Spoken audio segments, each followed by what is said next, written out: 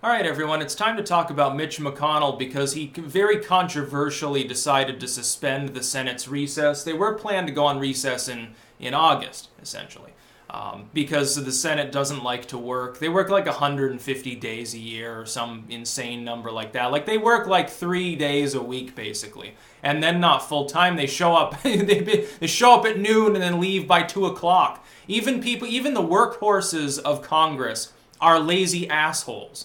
And so you don't get recess because you're too lazy, you haven't done your job. What Mitch McConnell is saying is, hey, we've got a budget appropriations to pass. We've got people we need to confirm, people who Trump has put forth. Until that happens, you're not getting recess.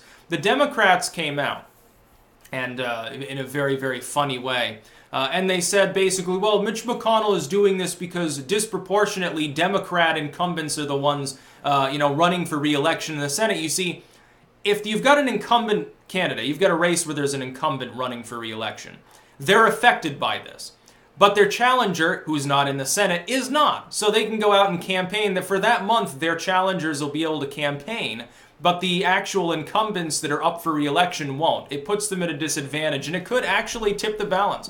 I'm not going to lie, this in a close race, this probably tips the balance just enough so that if you're within a couple points, it gives it to the Republicans. And it's clear, it is clearly partially politically motivated, but let me put something out there. If the Senate Democrats, McConnell is astonishingly right for once on this, if they had fucking done their job and not obstructed continuously waiting for the midterms, basically, because all they've been doing is trying to slow down the wheels of Congress in order to wait and hold off until the midterms when they're hoping that they control the House and Senate. If they hadn't done that, it's a mistake, then they would probably be further ahead. Look, one of the big things that's dragging them down in the polls is their obstruction, especially with regards to the wall and immigration.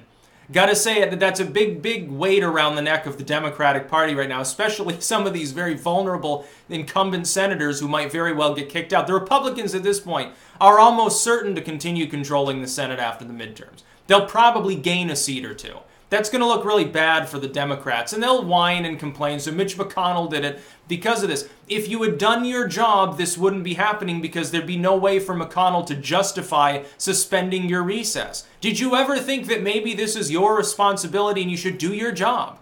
And the American people, I think, largely are going to focus on that and say, well, you say you want to go on recess. What are we paying you for? You haven't done anything. We've got all these things we want you to solve. This is probably the Democrats' response is going to hurt them more than Mitch McConnell looking like a partisan for doing this. And Mitch McConnell doesn't give a fuck. Most of these vulnerable Democrats are in areas where Trump won anyway. The Democrats have a disadvantage in the Senate races. They have an advantage in the tailwind when it comes to the House. I'm still skeptical whether they can retake it. I'd give them like a 40% chance of retaking the House. And I'd give them a 100% chance of making gains in the House. As far as the Senate, they've got less than a 50-50 chance of even having the same power they have now. That's not a blue wave, dude. Maybe for the House you can call it one. I don't even think that you're going to reclaim the House. And as for the Senate, that's basically lost at this point. Look, the midterms are getting closer and closer here. It's not too long until people will be voting. You look at the primary landscape from yesterday night. Republicans didn't get completely wiped off the face of the earth. They're feeling a little bit more confident right now, I think. You know, I'm not seeing 10,000 news reports. So trust me, if the Republicans were suffering badly, it would be front page news and trending everywhere worldwide right now because it would be endlessly propagandized as the death of the GOP. This is the Trump Republican Party. It is dying. Haha. That's what the headlines would be. Instead, I'm seeing a bunch of other nonsensical bullshit like I usually do. It's going to be a slow news day because the GOP didn't get wiped off the face of the earth. That's what it boils down. You don't need to be a Republican to see this.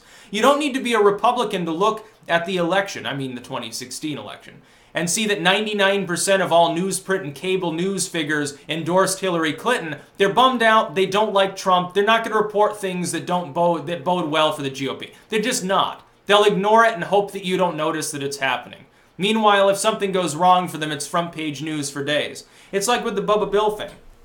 If Trump were to have come out and said, well, I'm not going to apologize to anyone that I groped up back during my youthful indiscretions, it would be a firestorm. They'd be saying, President is a rapist. President, me too, sexual harassment president, basically.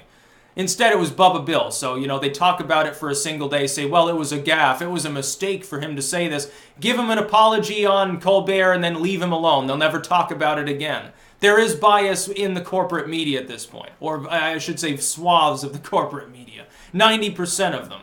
As far as Mitch McConnell goes, I was surprised that he was willing to do this. And it is the right decision. I would have made the same decision. Fucking who cares if you're called partisan for doing so?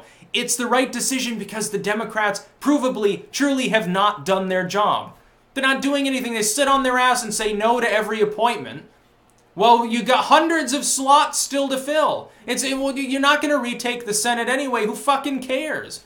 The odds of you retaking the Senate just dropped a little bit more, and they were already fantastically low. There's not going to be a blue wave in the Senate. Blue wave means you retake the House and Senate. You're not going to do that. It's simply not going to happen, barring absolute calamity. Like, Trump strokes out and Pence has to be the one dragged out onto the stage to support these candidates. Okay, then you get your blue wave, probably. Then something like that happens. Or a massive scandal, like Trump actually does get indicted, which, by the way, again, won't happen. Yeah, okay, that might affect the race. Instead, Mueller's too busy talking about Manafort because he has shit on Trump. He can't even say Trump is the subject of an investigation at this point. It's basically the Manafort probe. It's the Manafort probe. He's tied to Tony Podesta. That's going to have some major ramifications if it comes out before the midterms. Oh yeah, I'm concluding my investigation. Here's who gets indicted. Is Donald Trump on the list? No. Is Jared Kushner on the list? Probably not. Don Jr.? I doubt it. Manafort and Flynn are, though. At this point, even Flynn is even odds. It's going to be funny. No, blue wave election. Bullshit. Mitch McConnell just threw a wrench into your plans. Look, you've spent a year obstructing and throwing a wrench into the plans of Trump because basically, well, we must stop this evil fascist. Really, it's about you trying to run out the clock to the midterms, to retake the House and stymie any proposal he makes. It's basically what it's about. He gets more cooperation from Senate Democrats than from the House anyway, which is hilarious. He's going to continue controlling the Senate. The Republicans, I think, will narrowly continue to control the House. Now, one of the keys to the White House goes to the Democrats based on the fact that they will make gains, by the way, in the House. That's one of the 13 keys to the White House right there. But it's not enough to save him, I don't think. I think Trump has a good advantage in 2020. I'm not alone in thinking this. The same sort of people who correctly predicted the last election all say Trump has an advantage going into 2020. And as far as I know, not many of them are predicting at this point a blue wave. That's about all. Peace out.